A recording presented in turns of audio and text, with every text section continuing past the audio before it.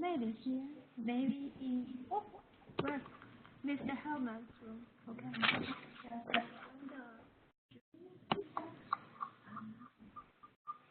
Okay, it's 4 o'clock. Welcome to our webinar. I am Scott Heister. I am the director of the Ypsilanti STEM Middle College, and I'm also a teacher there. And this is? My name is Lindsay Kirschberger. I'm a teacher at Ypsilanti High School. I teach in the AC Tech High School, and I teach freshman biology. Welcome to our webinar. We're going to, at any point in time, if you have some questions, go ahead and type them out. If you can, I think everybody's muted currently, but if you can type them out, we'll go ahead and get to the questions at some point during the presentation. So welcome to the presentation, and we'll get started here. Need to read one thing to give you guys a briefing on how this was developed. So this is a Community of Practice webinar series sponsored by the Investing in Innovation I3 grant. To effectively participate, please mute your speaker when not talking. Use the chat box to send questions or comments. It is being recorded, so please realize that this is a recorded webinar. For information and participate in upcoming events, there is a Community of Practice you can join. And then the contents of the Community of Practice were developed under a grant from the U.S. Department of Education. So again, thank you for participating. We'll go ahead and start with our presentation here. I think a couple people still need to mute your mic, so if you can go ahead and do that, I think it'll be easier for everyone else to hear. Go ahead and mute the mic on your computer. Thank you. So again, this is Scott speaking, and Lindsay's the other speaker. I want to start by briefly defining what inquiry-based instruction is, and I tell my students all the time not to use Wikipedia, but as I typed this in way back when I developed this presentation a year ago, this came up on Wikipedia, and I love the fact that it really established that it starts by posing questions, but there is not a smooth path to knowledge.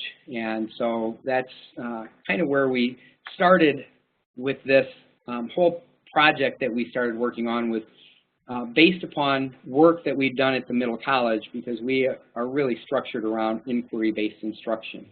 So it is a student-centered way of learning where the students are actually building and designing their own knowledge.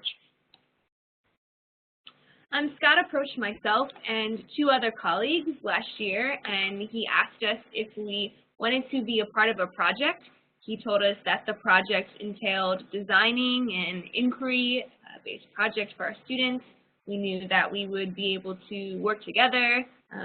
We were developing our team, I guess, was getting used to the next generation science standards, which had recently been implemented in Michigan, and we were excited about it.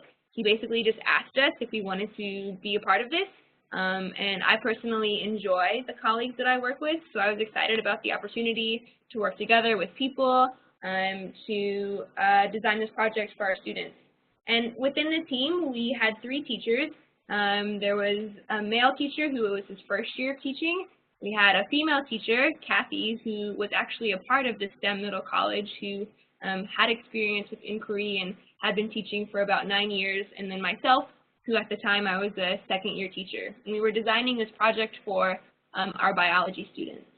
So it is important that teachers actually opt in, and it is also important that there is a need. And because the state of Michigan recently had adopted the next generation science standards, it made it really easy for us to say, well, this is something we need to incorporate in. Our district had also adopted with the state, the next generation science standards had made a few small changes to them, but we immediately created that urgency or the need for the staff to be involved in this.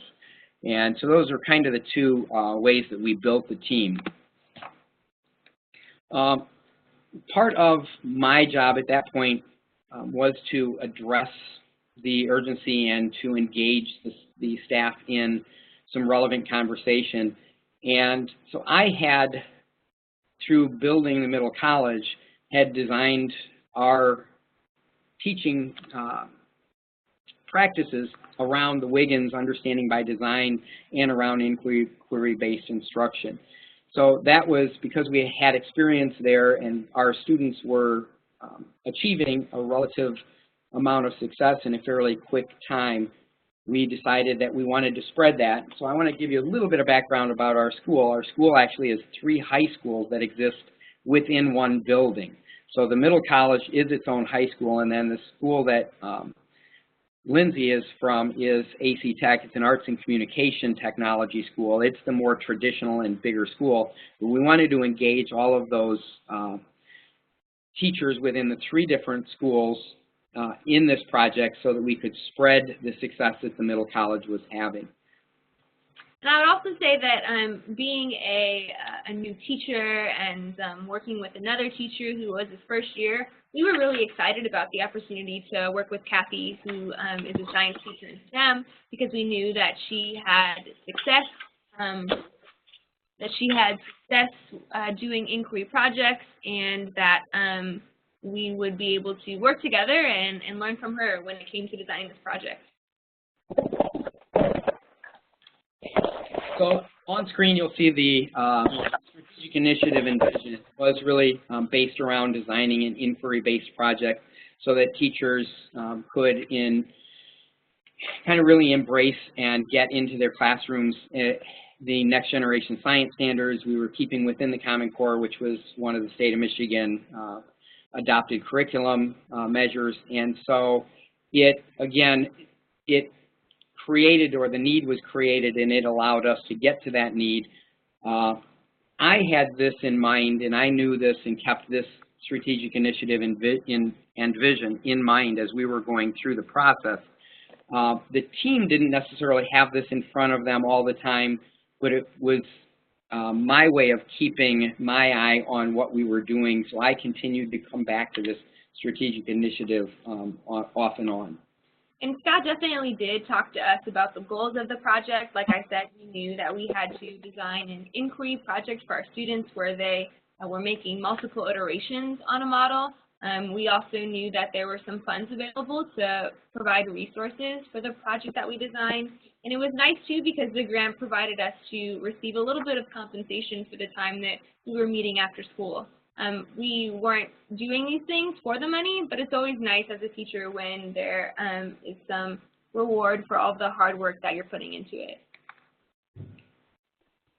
So having a clear understanding of what it meant to achieve success, I understood what that was, and it became clear as we went through the process with the rest of the staff. But again, having myself as the coach, even though they, and Lindsay will speak to this later, didn't know that I was necessarily the coach. I had, because of the middle college, directing the middle college and the I3 grant, I was facilitating the grant and was able to then work that through all 3 high schools. And so that's kind of where they saw me, but I was more of a thought partner, not necessarily, they didn't see me necessarily as that, as their lead person, other than I was providing them with this opportunity. I'd also like to add that at the beginning of this project, I had never really experienced inquiry. As a student, I wasn't able to experience inquiry. As a teacher, I knew about inquiry, but didn't have any experience implementing it in the classroom. And so when Scott came to us and asked us about this project, there were some guidelines that we needed to follow. We met maybe once a week or once every other week for an hour or two just to work together and brainstorm and try to plan our ideas. Scott was always around. Sometimes he attended our meetings, sometimes he didn't, but he would ask us to share our notes with him. We had to keep track of when we were meeting so that we could make sure that we were progressing towards the goal.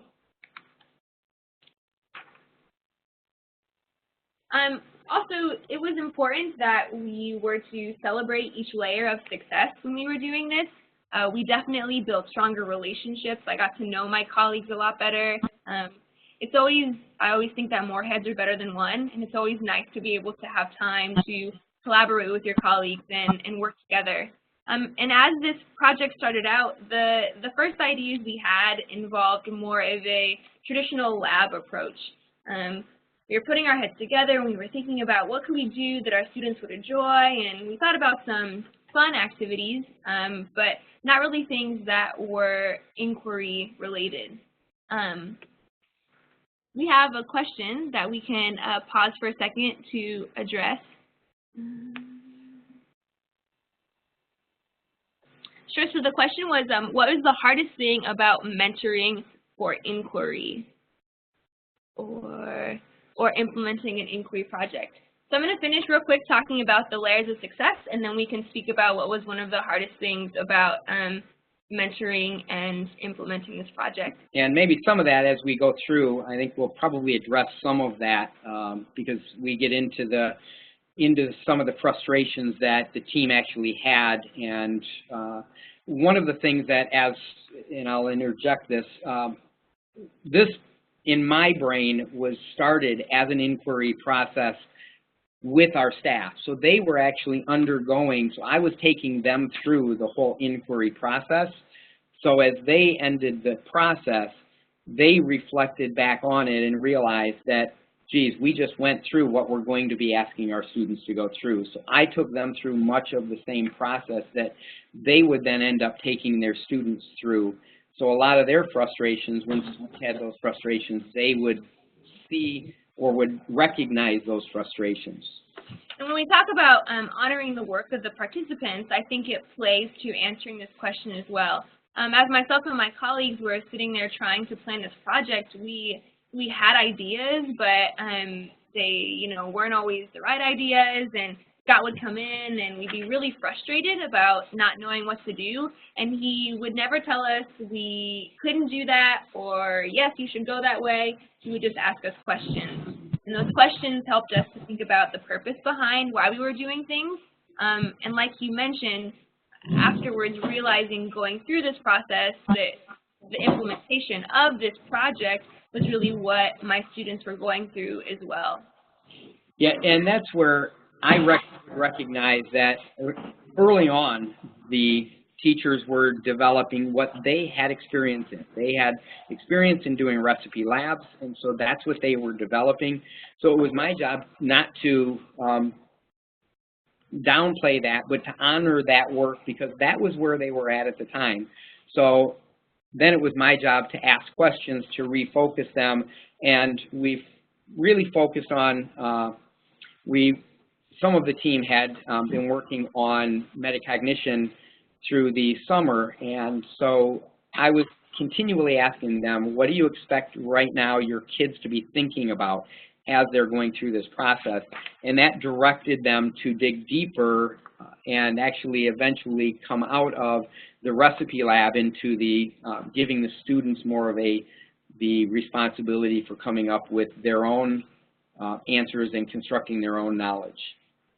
One of the things that is important as we went through this is as these staff would become frustrated, it's easy for negativity to hijack the work. And so, again, that's where I had to look at where are the participants, what was their experience level, and make sure that I honored them at their level, and then walk them through or help them as they needed to expand, give them the information, give them literature, give them something to read if that was necessary.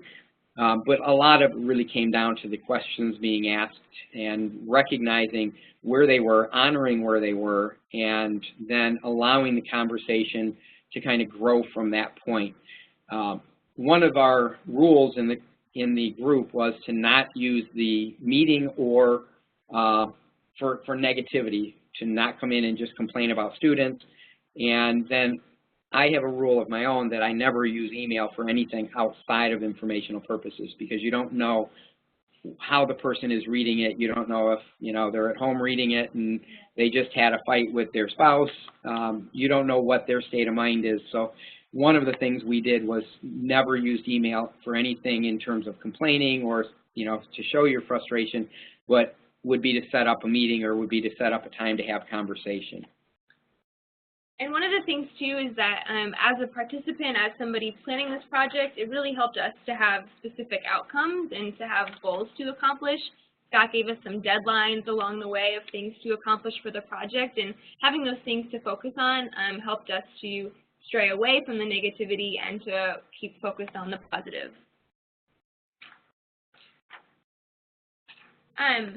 So another problem that we came to when making this project was some of the barriers.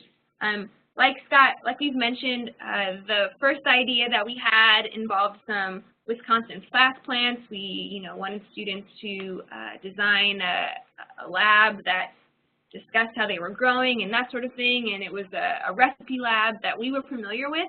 And Scott came in and he asked us, well, what do you want the students to be thinking about? And we honestly weren't exactly sure. We just thought it would be a good project for students.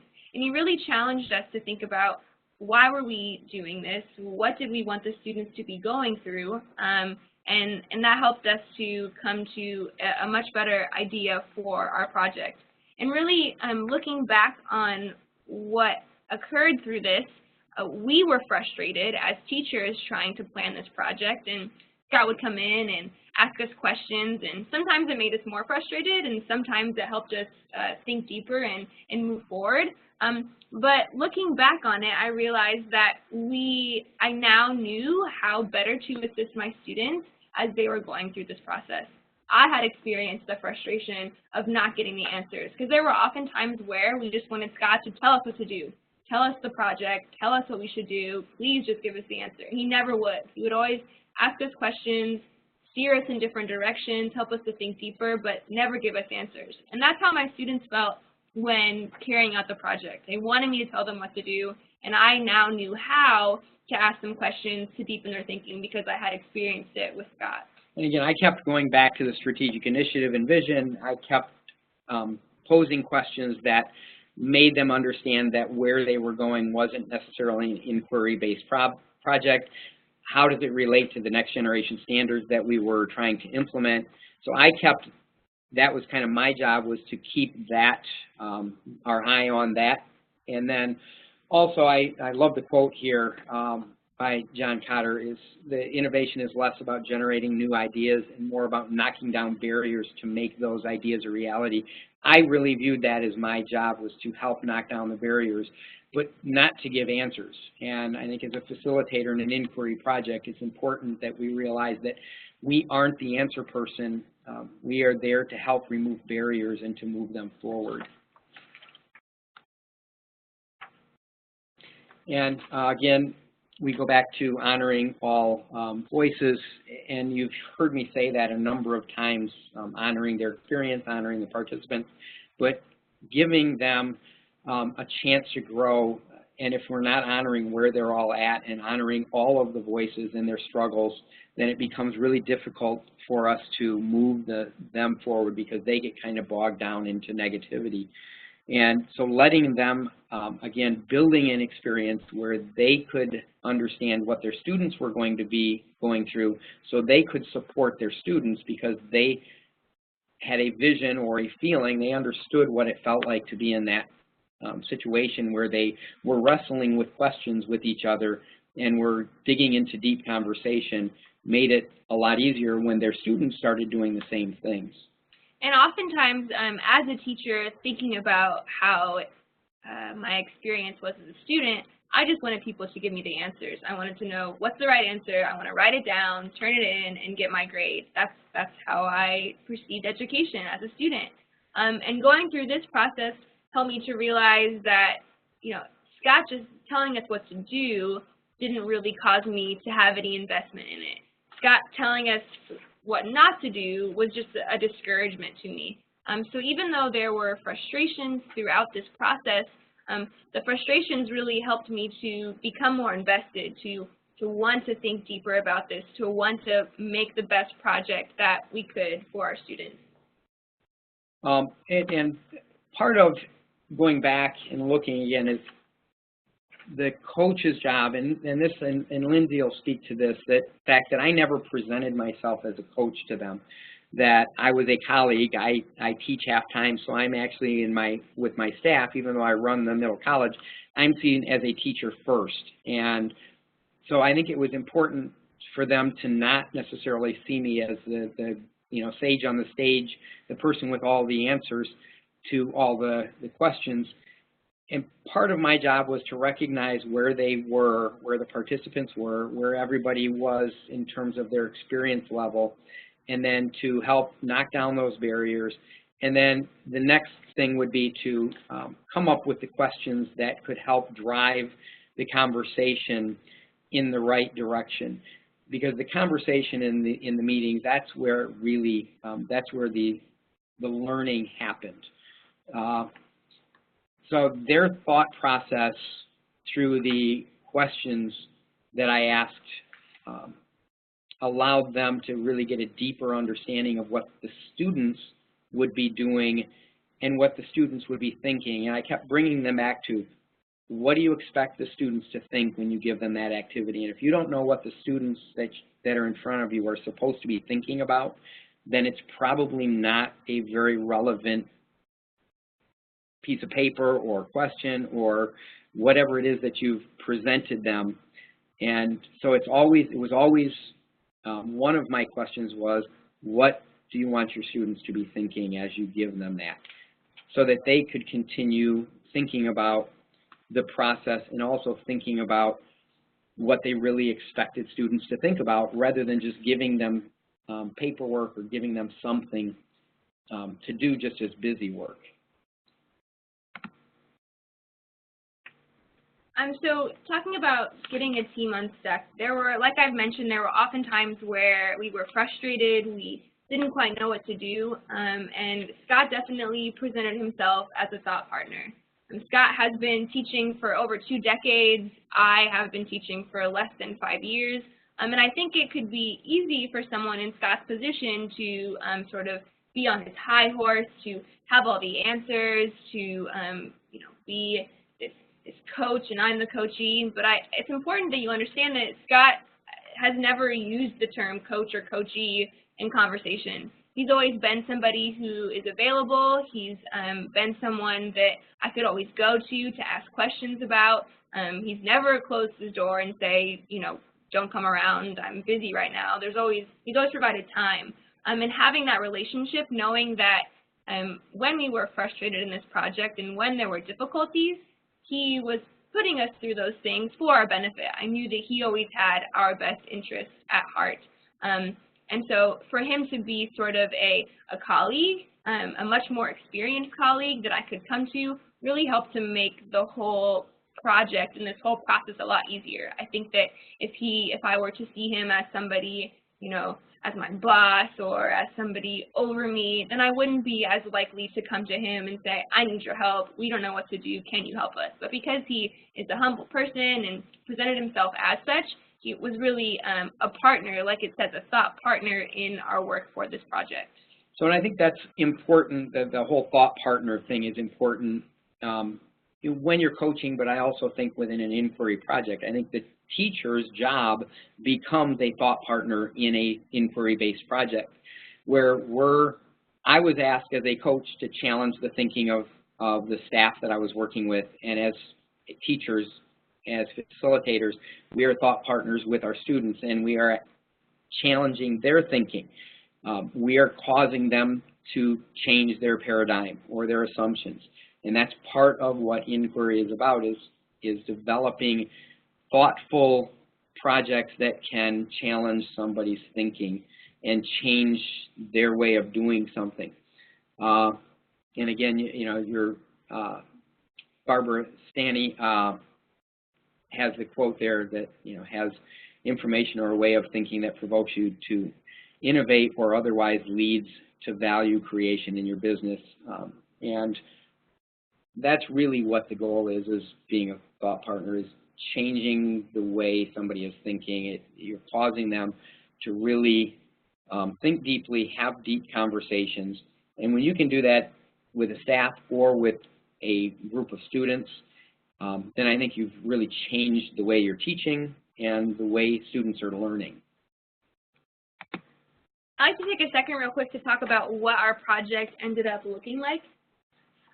So I mentioned that we first thought about the Wisconsin FAST plants, and Scott came and asked us questions that helped us realize maybe that wasn't the best idea. And I think at one point in time he asked us questions about, what's relevant to the students? What are they talking about? What are they thinking about? And we thought that our students had been talking about the Flint water crisis.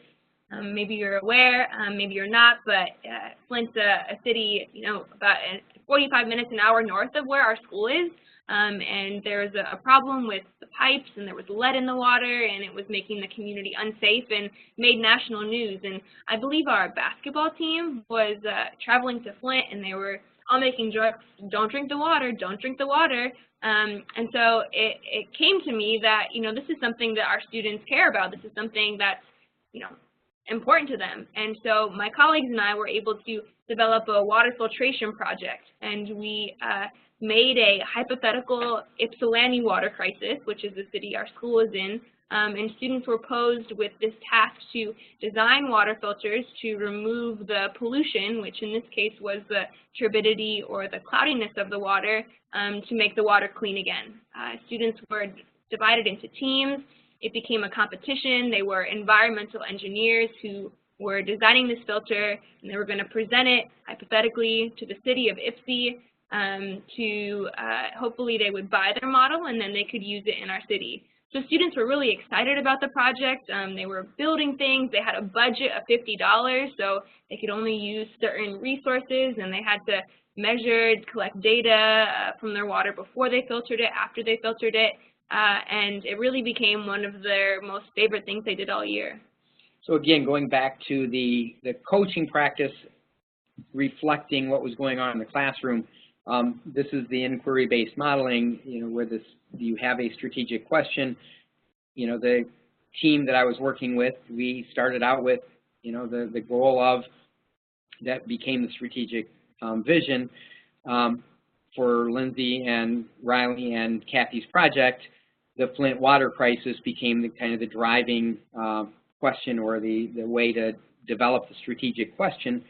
And then the reflection and the working through the whole process that the staff went through reflected or mirrored the same process that their students were then going to go through in class.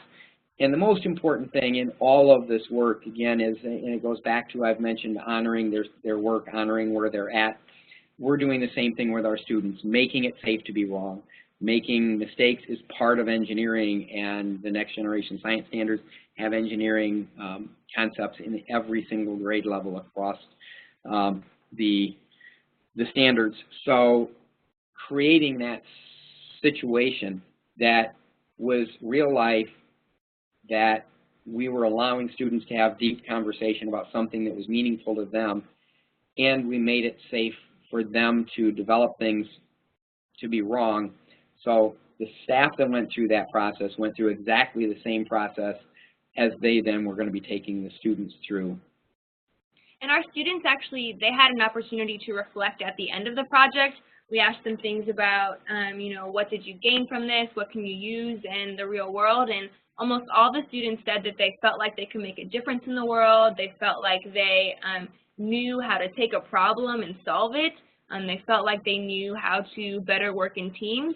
So having the students reflect on this process, I know a lot of times in education we feel like, well, we don't have time to have them reflect, but it was really beneficial for me as a teacher to see how much this project impacted my students, which drove me to want to make it better for the students to come.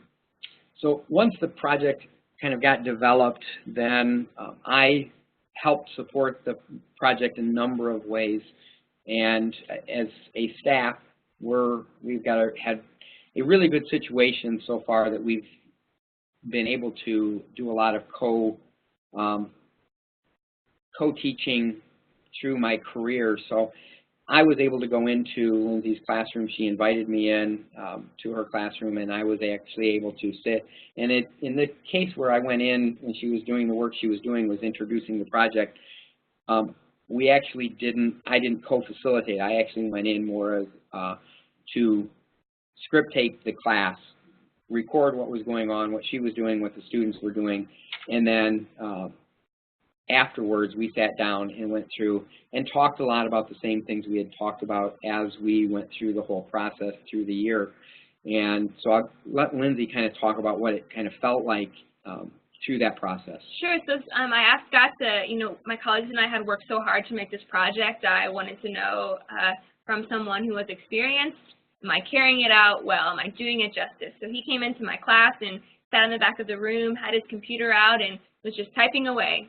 Wasn't really engaging with me or other students, but was just typing away. And later he and I got together, and when we met, I sort of expected to hear, well, maybe you should have done this differently, or this went well. But really, he just asked me questions. He said, well, when this happened, what did you want the students to be thinking? Or when this happened, what was your reasoning behind that? And it just caused me, again, this whole metacognition idea, it caused me to think about what I wanted my students to be thinking. And as a new educator, I really had never taken the time to do that. But when I did, I realized that maybe I didn't put much thought into what I wanted my students to be thinking, but I should, because thinking is one of the most important things in education, and oftentimes I feel like a lot of students graduate high school without ever having to think. So it's important that we as teachers encourage them to think. So it was great to have him just ask me questions about what I was doing in my classroom as opposed to being judgmental. And two, after I had that meeting with him, as my students were participating, he came in at the beginning of the project, and so throughout the project, when my students would come to me and have a problem or want me to give them this answer, I would just answer back with a question. And it frustrated them sometimes, but they knew I cared about them. They knew that it was okay if they didn't do it right. And so making a safe place in your classroom is really important also for students to be able to know that they can be wrong, and for students to know that even when they struggle, you're there to support them. You're not frustrating them because you're angry with them. You're frustrating them because you want them to think and be better in education. So one of the things, if you don't have the ability in a situation to go into another teacher's classroom or to actually be a co-facilitator in a classroom, is to video record the class. And that, with the cell phone technology that we have now, you could easily videotape that, take that into somebody who you are coaching or you're being coached by, and work with the video to actually talk about the same types of things. Or in this case, Lindsay could have sent me a video. I could have went through script tape and done the same thing with a video. I wouldn't have necessarily had to have been out of my class to be in her class.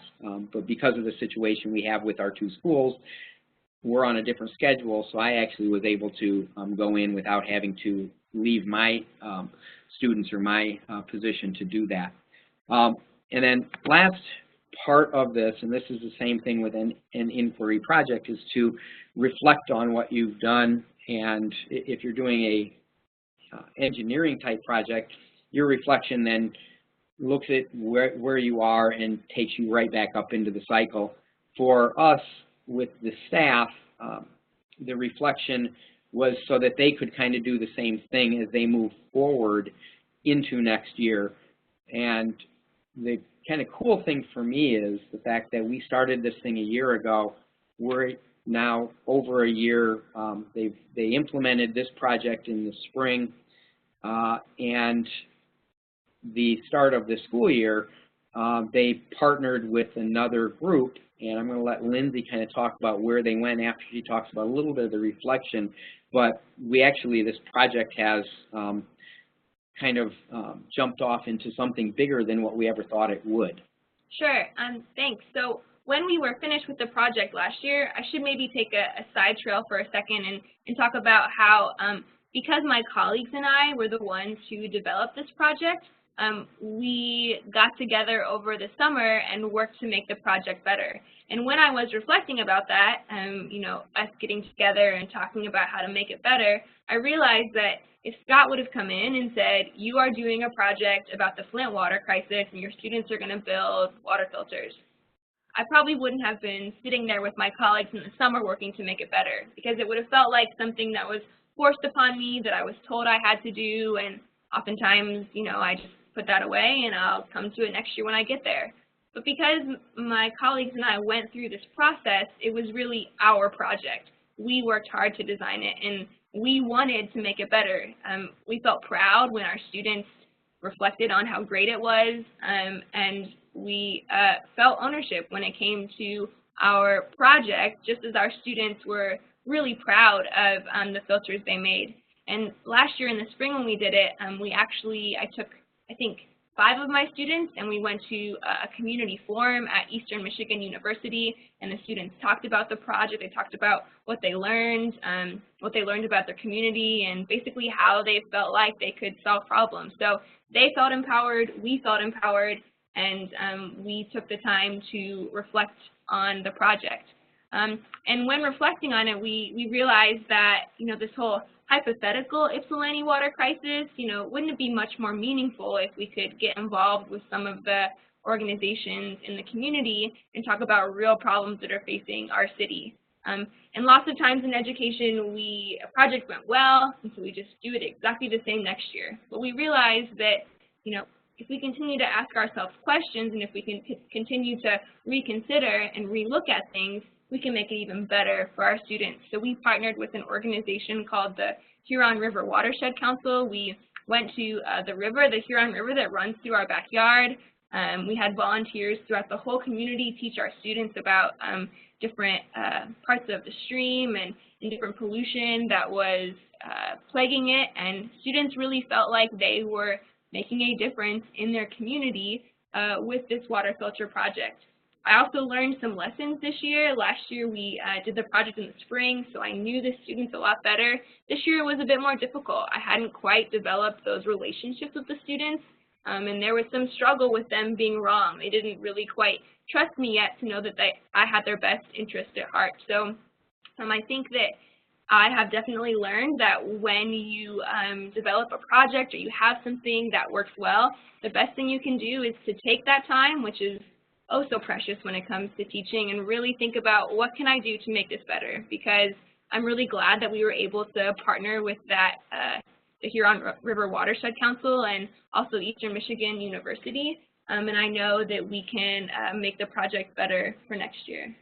So one of the questions that I had when we actually ran this same seminar, not as a webinar, but we did it in New York to a group, the Middle College organization, this past June. And one of the questions that came up was asking me, what was the most difficult, or what do you think is the most important piece of this work?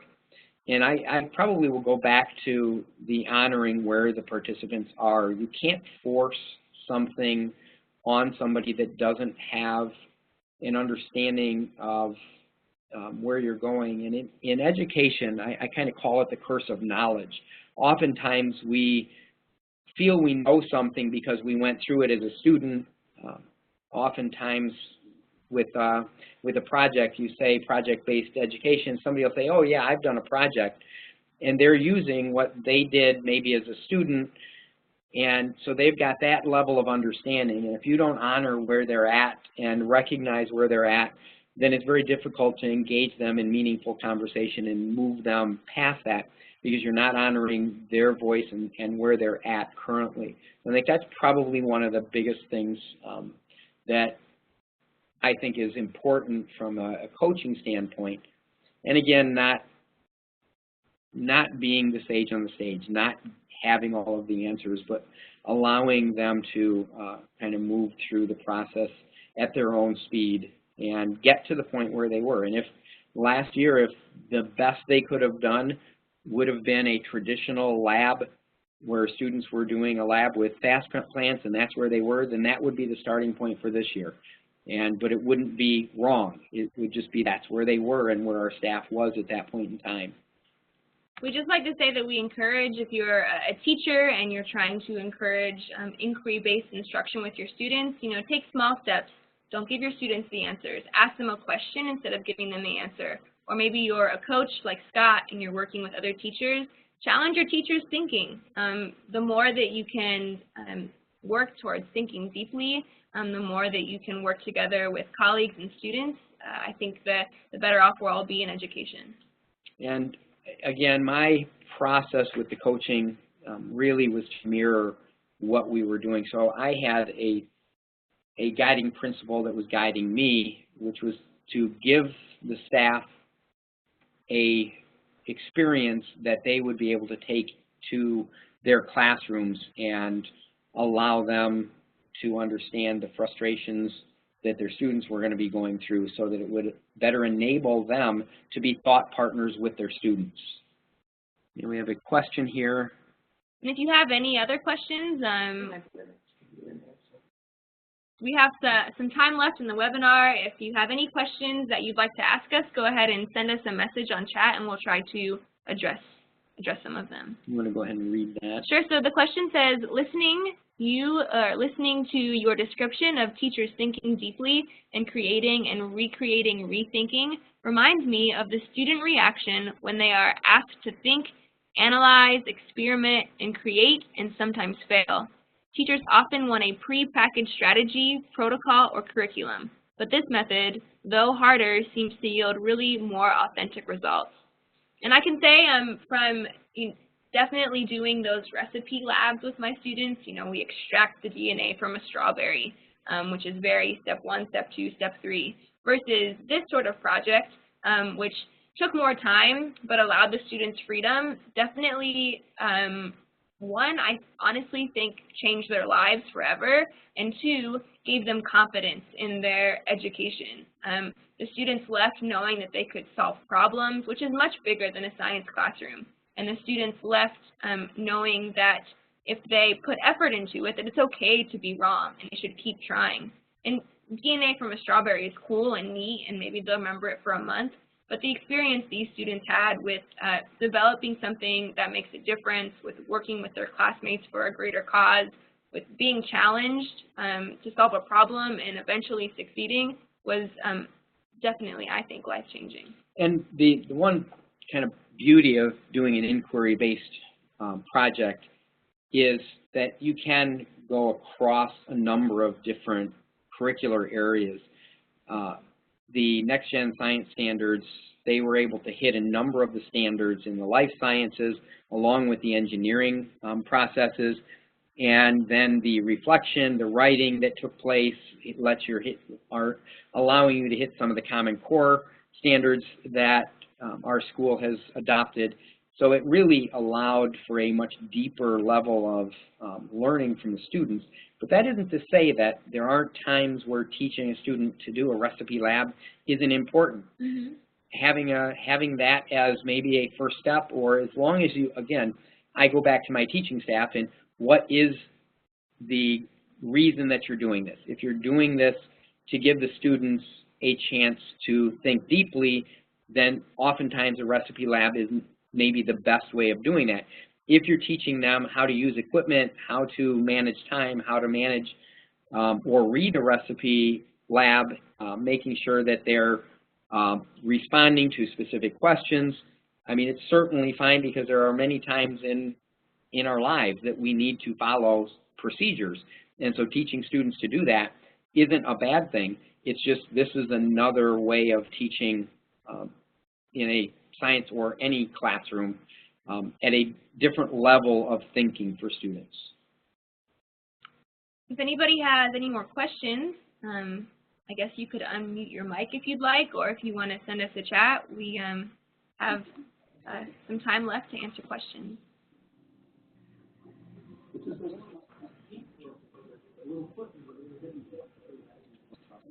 Carla, do you have a question? No, I do not. I'm sorry, I didn't mean to unmute. Oh, that's okay.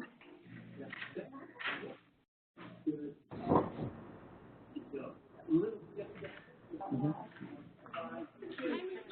Hello.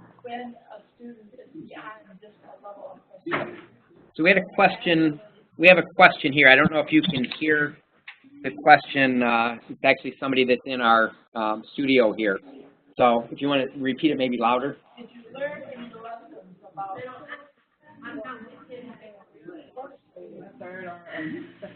Could you repeat the question for her? Because it's really hard to hear. I mean, for the rest of the audience. Did you learn any lessons about students when they go beyond a healthy level of frustration and they're overwhelmed? What are some lessons you've learned that we could warn ourselves about? For me, implementing the project, there were some times where the students were overly frustrated, and I think it helped my students in that they were working in groups and having students have peers to encourage them to keep going. Students saw the prize at the end. In my classroom, I actually made the project a competition. There was a goal they were working for. Students had bad days where the frustration was just too much for them and, you know, they didn't want to participate. But I tried to give them talking to oftentimes students are frustrated because something else is going on in their life. So figuring out what's happening and just encouraging the student that tomorrow is a new day and they were going to come in and get their work done. But myself encouraging them and having other students encourage them helps with this problem. And I'll go back to the teaching staff. I think honoring their thinking, but celebrating the wins, I think that really helps. When you're celebrating all of the little wins, it allows them to get the frustration kind of out of them, because you're first of all, you're honoring the work that they've done, you're celebrating the victories, and then you're challenging them with another question or with another task. So as you see people getting frustrated, whether it's students or whether it's teaching staff that you're coaching, the breaking things down, as you see the frustrations occurring, and anytime there's learning, there should always be frustration. I tell my students all the time, if you're not frustrated, you're not learning. If, you know, my famous question to my students, what's 2 + 2? The answer 4, you probably didn't learn anything because it wasn't hard. So therefore, creating opportunities for students to be frustrated or for our teaching staff to be frustrated is actually what we're trying to do. And so it is really about managing that level of frustration, recognizing when they're starting to get so frustrated that they're ready to give up, how can we then be thought partners, how can we break down the barriers that are existing for them to release that frustration. And sometimes that is by celebrating that little win, and that gives them the encouragement to keep going forward.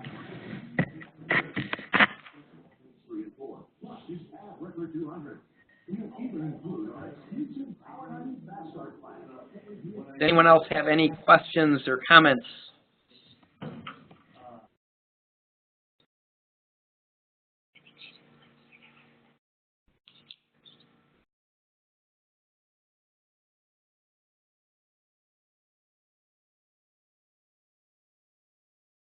If there aren't any other questions, we'll go ahead and summarize and kind of wrap things up then. So again, let Lindsay kind of wrap up her thoughts, her final thoughts here, and then I'll wrap up my final thoughts. As a participant, as a teacher who did this work, I just want to say that it was scary.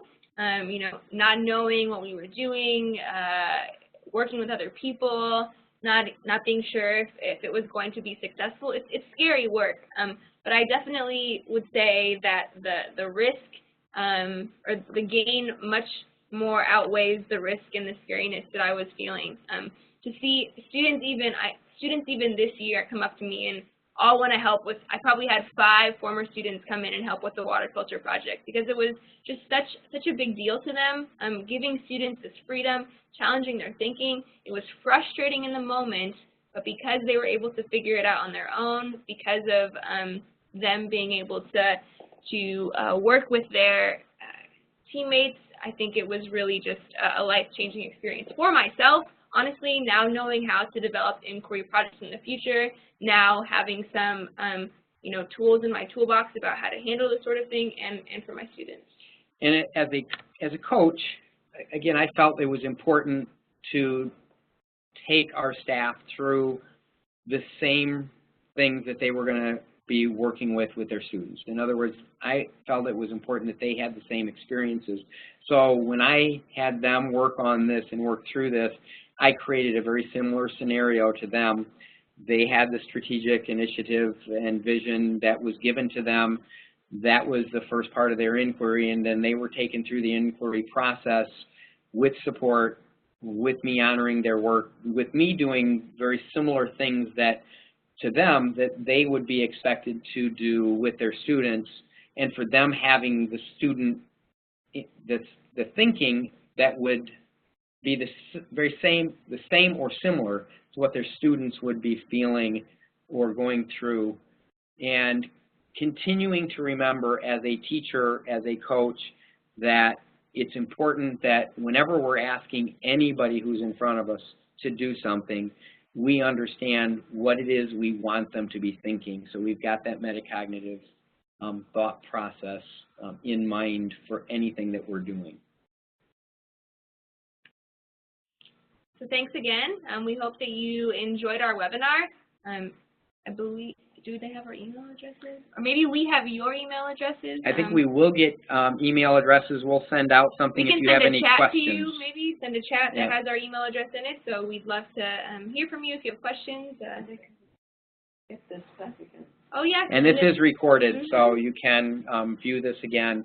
Again, thank you for coming on and being here with us, and we'll sign off.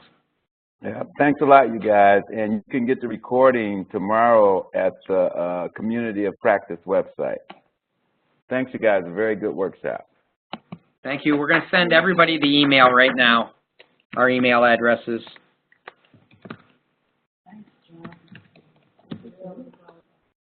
And, you know, is that right? 2.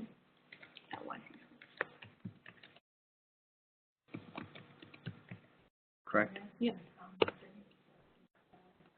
All right. Thank you very much. Thank you. Yeah. Take care, you guys. Thank you so much, Caesar. No problem. Thank you guys. It's a great job. Bye, Caesar. Thank you. It's nice seeing you Bye, again. Carrie. Bye. Bye-bye. Yeah.